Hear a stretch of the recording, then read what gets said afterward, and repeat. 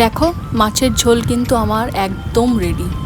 খুব সুন্দর কিন্তু কালারটা এসছে, অপূর্ব দেখতে হয়েছে, অপূর্ব। গুড মর্নিং বন্ধুরা, welcome back to my channel blog fusion. আমি উদিতা চলে এসেছি আজকে একটা নতুন এক্সাইটিং ব্লগ নিয়ে। তো তোমরা আজকে পাশের ব্যাকগ্রাউন্ড দেখে বুঝতেই পারছো আমি একটা অন্য জায়গায় আছি। ইয়েস, আমি আছি আমার বাপের বাড়ি শিলিগুড়িতে এসেছি। তো শিলিগুড়িতে এসে মানে কি বলবো, যতই বলো মেয়েদের বাপের বাড়ি আসলে একটা আলাদাই আনন্দ, আলাদাই এক্সাইটমেন্ট থাকে। আমারও সেম তাই। তো আজকে আমি এসেছি। তো ভাবলাম কেননা তোমাদের সাথে আজকে আমি একটা নতুন রেসিপি শেয়ার করি।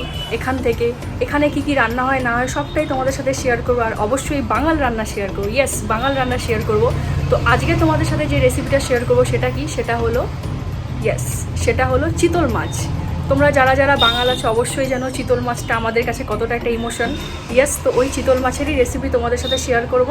তো তার জন্য কিন্তু তোমাদেরকে সঙ্গে থাকতে হবে আর দেখতে হবে। আর পাশে থাকা বেল আইকনটাকে কিন্তু প্লিজ ক্লিক করে দিও, একটা লাইক করতে কিন্তু ভুলো না। তো চলো রেসিপিটা স্টার্ট করছি, সঙ্গে থেকো। দেখো বাজার থেকে টাটকা চিতল মাছ নিয়ে এসেছি। তো কতটা ফ্রেশ তোমাদের সামনে থেকে দেখাচ্ছি। দেখো খুবই সুন্দর আর খুব তেল আছে মাছে। তো চলো এবার এই মাছগুলোকে নুন হলুদ মাখিয়ে নেব। এর মধ্যে একটু সামান্য আন্দাজ মতো হলুদ দিতে হবে আর একটুখানি নুন দিয়ে ভালো করে কিন্তু তোমাদের মাছগুলোকে মাখিয়ে নিতে হবে। তো দেখো আমি নুন হলুদটা দিয়ে নিয়েছি। এবার আমি এটাকে মাখিয়ে নেব। মাখিয়ে কিছুক্ষণ আমি রেখে দেব, মানে ম্যারিনেট করে কিছুক্ষণ আমি রেখে দেব।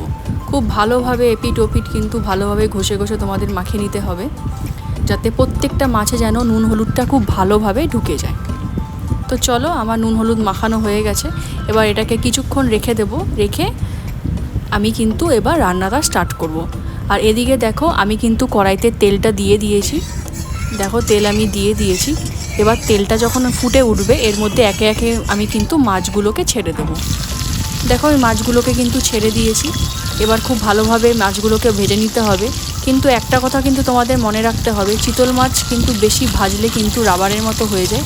তাই খুব হালকাভাবে কিন্তু তোমাদের ভেজে নিতে হবে। দেখো আমি ঠিক যেভাবে ভেজেছি ঠিক সেইভাবেই কিন্তু তোমাদেরকে ভেজে নিতে হবে। একে একে আমি মাছটা কিন্তু উল্টে দিচ্ছি।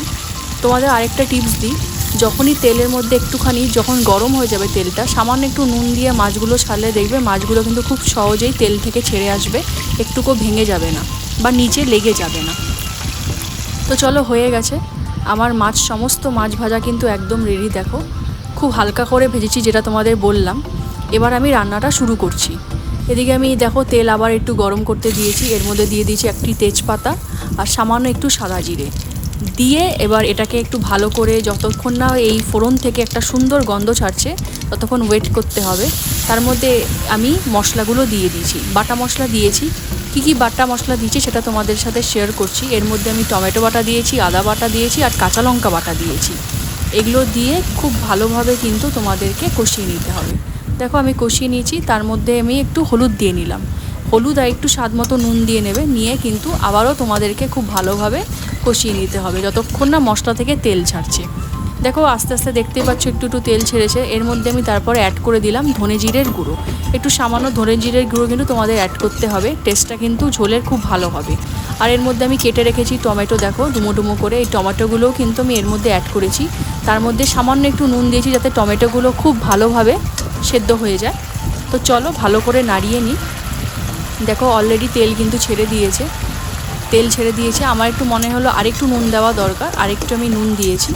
নুন দিয়ে কিন্তু খুব ভালো মতো কষিয়ে নিয়েছি। দেখো একদম রেডি আমার, সুন্দর তেল ছেড়ে গেছে। এবার এর মধ্যে সেদ্ধ করে রাখা আলুটা কিন্তু এর মধ্যে আমি অ্যাড করে দিলাম। সেদ্ধ করে রাখা আলুটা অ্যাড করে খুব ভালোভাবে নাড়িয়ে চাড়িয়ে নিতে হবে, খুব ভালোভাবে কষিয়ে নিতে হবে।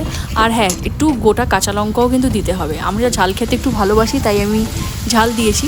যারা যারা ঝাল খেতে অপছন্দ করো তারা একটু কম ঝাল দিয়ে খাবে।